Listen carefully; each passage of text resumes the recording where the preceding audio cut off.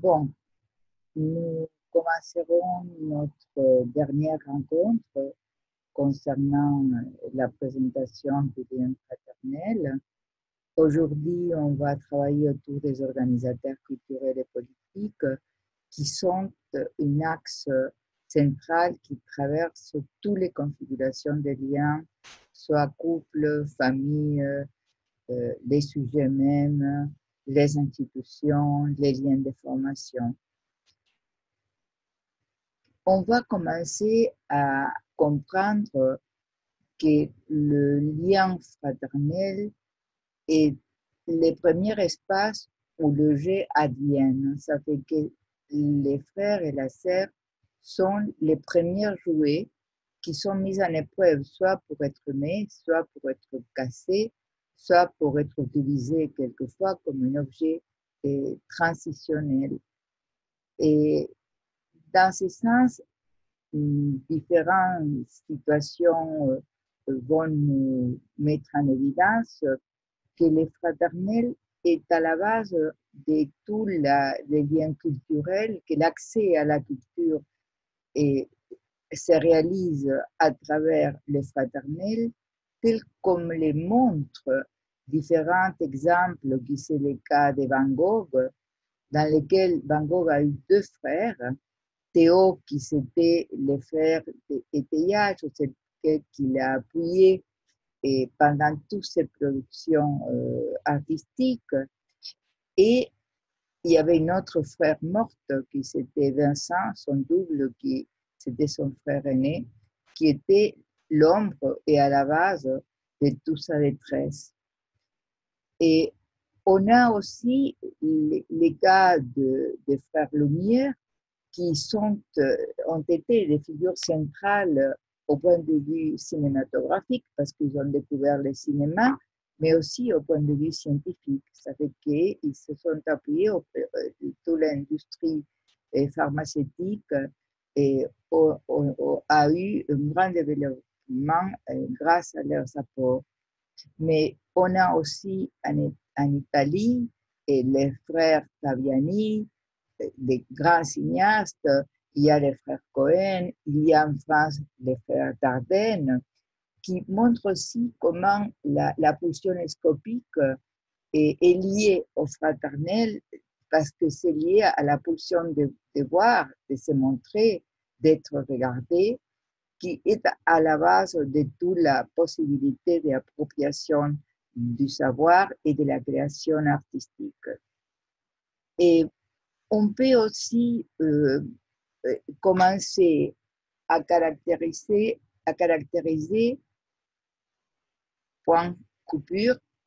Je vais aussi commencer à développer un autre aspect du lien fraternel, que c'est la qualité du lien fraternel comme organisateur politique.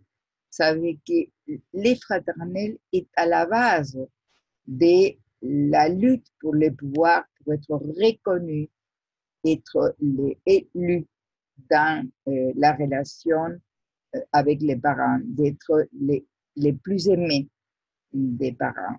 Ça, c'est très ancienne comme la Bible et ça continue actuellement. C'est pour ça que j'ai caractérisé le lien fraternel comme un lien qui est organisé par les liens de pouvoir exister, être reconnu et face à l'autre, face aux parents, qui est à la base de toute la reconnaissance future.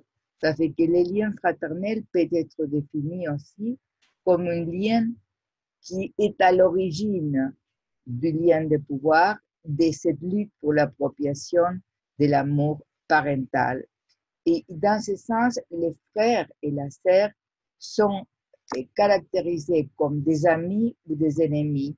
L'ami, ce serait quelqu'un qui est comme moi, et l'ennemi, c'est quelqu'un qui n'est pas comme moi, qui est différent à moi. Et c'est pourquoi nous pouvons penser que comment nous pouvons, point coupure, comment on peut caractériser le lien fraternel comme un organisateur du lien de pouvoir dans la fratrie, mais on va voir qu'il y a différents types de liens. Il y a des liens fraternels très autoritaires ou bien des liens qui sont plutôt dans la liberté et la reconnaissance et la tolérance de la différence. Mais dans tous les travaux qui sont faits autour de fraternel, on peut bien démontrer que le pouvoir, ce n'est pas l'autorité. Et ça, c'est une différenciation qui a été introduite par un philosophe qui c'est Hannah Arendt, qui expliquait que le pouvoir, ce n'est pas l'autorité.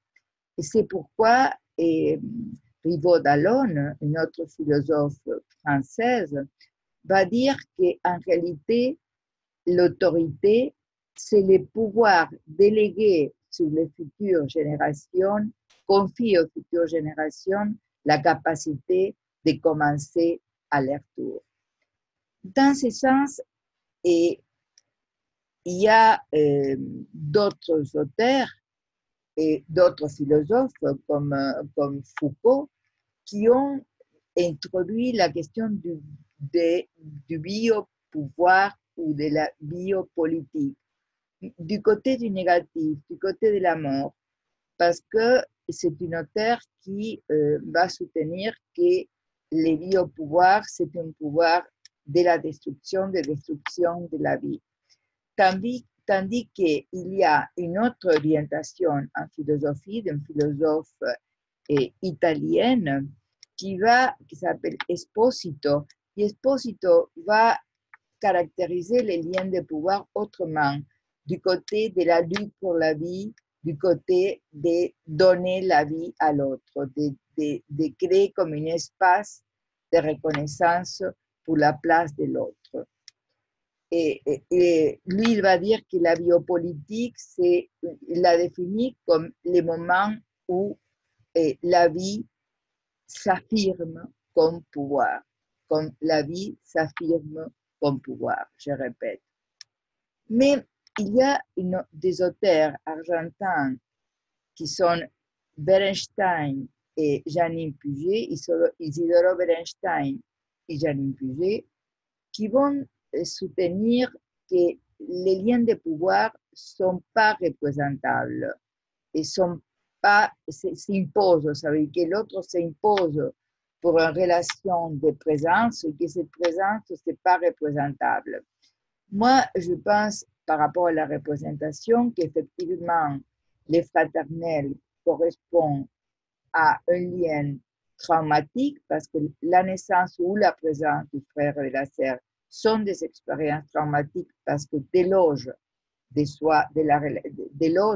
crée l'incertitude par rapport à l'amour parental, la crainte à la perte de l'amour parental. Et dans ce sens, je pense que ce traumatisme est de l'ordre de la négativité radicale. Il n'est pas représentable parce que c'est de l'ordre traumatique. Et simplement, quand ce traumatisme au long de la vie du sujet peut ou pas s'élaborer, les frères peuvent penser, cette présence peuvent se tolérer comme une absence, comme une présence interne qui protège et qui accueille. Sinon, effectivement, c'est de l'ordre de l'irreprésentable, de l'intolérable. Et pour finir, nous arrivons à la fin de cette vidéo et je vais vous montrer dans ce tableau qui résume tous les niveaux du fraternel, ça fait le niveau du sujet, de l'individu, que les frères et la sœur, ce sont des doubles identiques qui touchent l'aspect narcissique de la personnalité, mais que aussi le lien fraternel est à la base de tous les liens de socialisation, des liens culturels, du lien politique, qui est à la base du lien de la famille, parce que c'est constitutif du lien familial, mais comme je disais aussi antérieurement, a une importance fondamentale dans les liens de travail, dans les liens de formation, parce qu'il y a toujours les grands obstacles et c'est lié à la rivalité fraternelle dans les groupes, soit les groupes de pairs, soit les groupes de travail, soit tout type de groupes où vient la famille, mais aussi le fraternel est un axe d'analyse central dans les liens de couple. Si vous, il y a un aspect sur lequel je ne travaillerai pas, que c'est la question du maître organisateur, comment les liens se réorganisent en fonction des alliances inconscientes et des pactes entre frères et sœurs.